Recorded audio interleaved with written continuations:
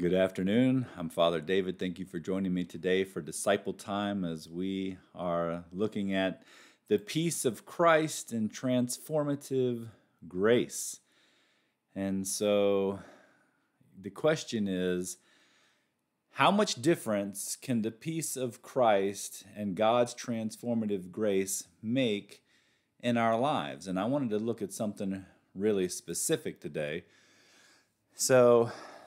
Have you ever been kind of like in a situation where you had just one job to do and everything was sort of riding on that one job?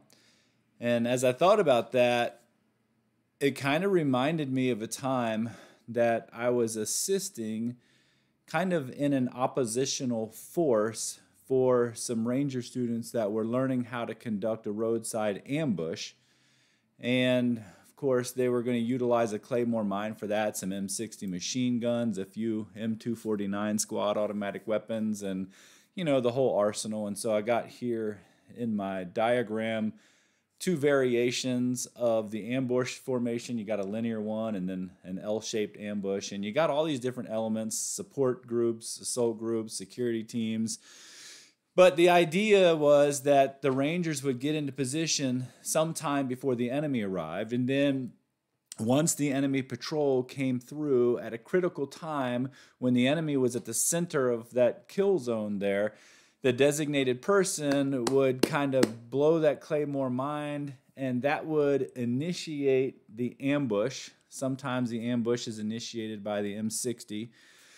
It just depends. But on this occasion, the ranger in question had been awake for several days. They'd been rucking through some pretty tough terrain, and they were going on one meal a day. And so once they got into place for this ambush and laid down into their hasty fighting positions, well, guess what happened?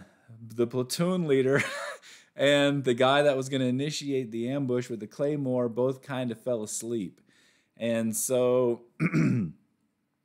no Claymore went off when the oppositional force came through the kill zone. And the whole ambush kind of went south real quick, giving the oppositional force a time to react to a kind of near side ambush when the other gunners kind of lit the ambush up, because they weren't letting us totally out of it. They initiated with some other weapons on that one. And I will give it to him, it's like he was able to recover some, but the long story short was, he had one job to do. And I don't know what was going through his mind after that happened, but there is a lot of pressure in the military to execute at and not fail, right? And so even the Ranger Creed at the very end says, "Readily will I display the intestinal fortitude required to fight on to the Ranger objective and complete the mission, though I be the lone survivor." Rangers lead the way. That's like the last little bit of it. And so the idea of failure or letting your platoon down or not completing a mission can be really overwhelming for a soldier. It's a lot of pressure. And in the book of Acts today, in chapter 16, we see a really similar situation, right? So Paul and Silas had been arrested. They were stripped of their clothes. They were beaten. They were thrown into a prison there in Philippi. But then around midnight, as Paul and Silas were praying and singing hymns, there was an earthquake.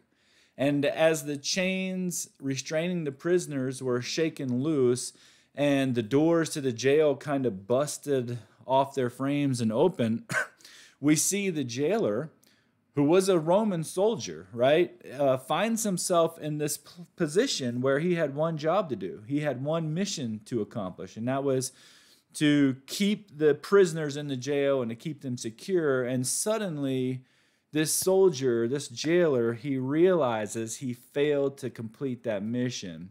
And so what do we read here in Acts 16:27? This is so military. When the jailer woke up and saw the prison doors wide open, he drew his sword and was about to kill himself, thinking that the prisoners had escaped. And I think I want to stop right there, because what we have in this passage really is the total contrast between how one responds to crisis when one has access to transformative grace and the peace of Christ versus how one might respond to crisis from a conditioned military mindset of succeed and accomplish the mission or die. And so let's look at Paul and Silas, right? Here's their situation. They've been stripped, they've been beaten, and they've been thrown into jail for some undisclosed time. What is their reaction to this crisis? Well, the scripture tells us they're singing hymns, they're praying, and they're at peace with Christ in that situation. All right, while it might look like a failure, they're not responding to their situation like it's a failure. They're entering into the peace of Christ through that transformative grace. How about the jailer and the soldier, right? He wakes up and notices the jail is open and he's failed his mission, his one job, and what's his reaction to the crisis, right? He draws his sword and he's going to kill himself. And we wonder why veteran suicide rates are so high, but that's a whole other issue, right? So fortunately for the jailer, he is guarding Paul and Silas, right? Not Charles Manson or Jeffrey Dahmer. And so Paul and Silas not only react to their crisis by singing and praying, but we see that they also exhibit compassion and mercy on that Philippian jailer soldier, knowing where his mind and his consciousness is at, knowing that, he's under all this pressure of having this failed mission, and that's not good on a soldier, right? And so what do we see that they do? Well, we read in Acts 16:28, but Paul shouted out in a loud voice, "Do no harm to yourself, we're all here," right? So on the one hand, we have a soldier that's so conditioned by the military mindset and the rulers of this world that he would rather kill himself than fail a mission or enter into any kind of failure.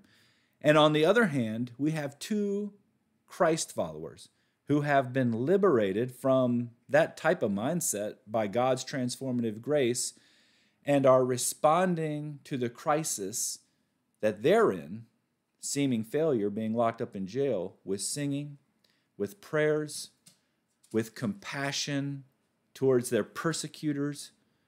Wow. And the awesome thing here is that compassion and mercy is what God actually uses to open the eyes of the soldier. And in that moment, the soldier finds healing grace for his deep sense of conditioning and fear and that whole military mindset. And not only that failure, but his overwhelming fear of the establishment that kind of locked his consciousness into that state of mind to begin with, right? Because it takes a bit of condition to get to the point where if you think you're failing something, you're going to kill yourself. So how do I know, right? Because that the soldier not only seeks, how do I know that this grace has reached him, right? That his eyes have been opened. Well, the soldier not only seeks the grace of God, he lets his captives go free. So he gets to this point where he's like, wow, this touched him so much that he's like, I don't even care about the failure anymore. I don't even care about the mission anymore. I'm letting these people go. And so we read in Acts 16:30, though, but he wanted even more than that, because it says, then the jailer brought them out and said, sirs, what must I do to be saved? And what we learn from this is that the soldier, I think, had a realization of his mindset versus theirs.